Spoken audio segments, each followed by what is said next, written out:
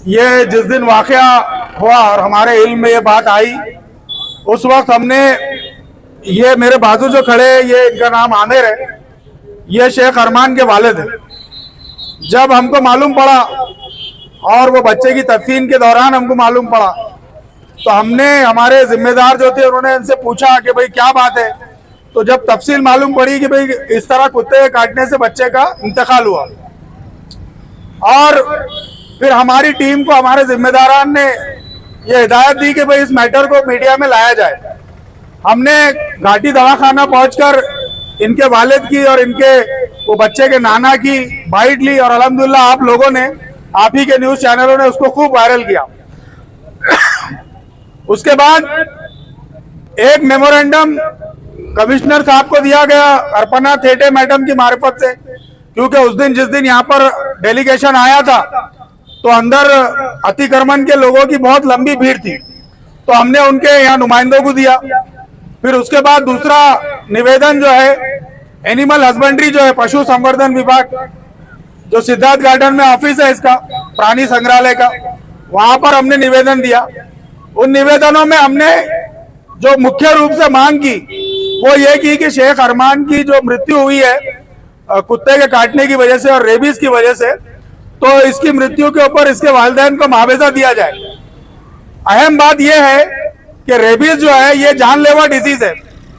और इसका नोटिफाई होना जरूरी है, लेकिन ना जो हॉस्पिटल्स थे, प्राइवेट हॉस्पिटल्स, उन्होंने भी इसको नोटिफाई नहीं किया और घाटी ने भी नोटिफाई नहीं किया।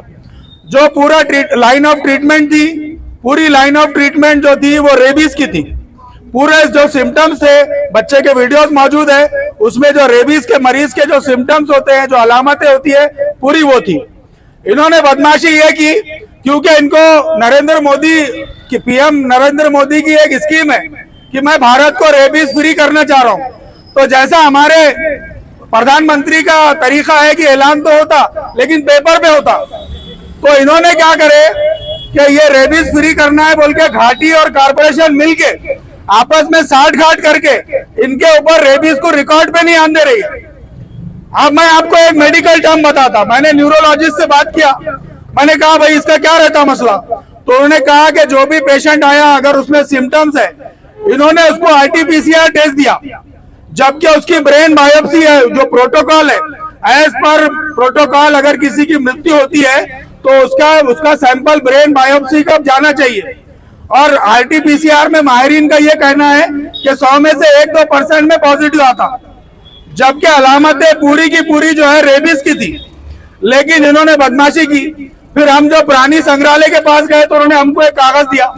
उस कागज में 2019 से लेकर 2025-26 तक के आंकड़े थे, तो 25-26 के आंकड़े में 0 रेबीज बता रहे हो, क्योंकि उनको मालूम है कि रेबीज के केस हुए तो हमारा अधिकारी हमको बोलेगा कि साहब हमारे प्रधानमंत्री जी का ख्वाब क्यों चकनाचूर कर रहे हैं। तो इनको ख्वाब जो है सिर्फ कागज पे लाना है, लोगों की जान जाती है जाए, लोग पागल कुत्तों के काटने से मरते हैं मरे,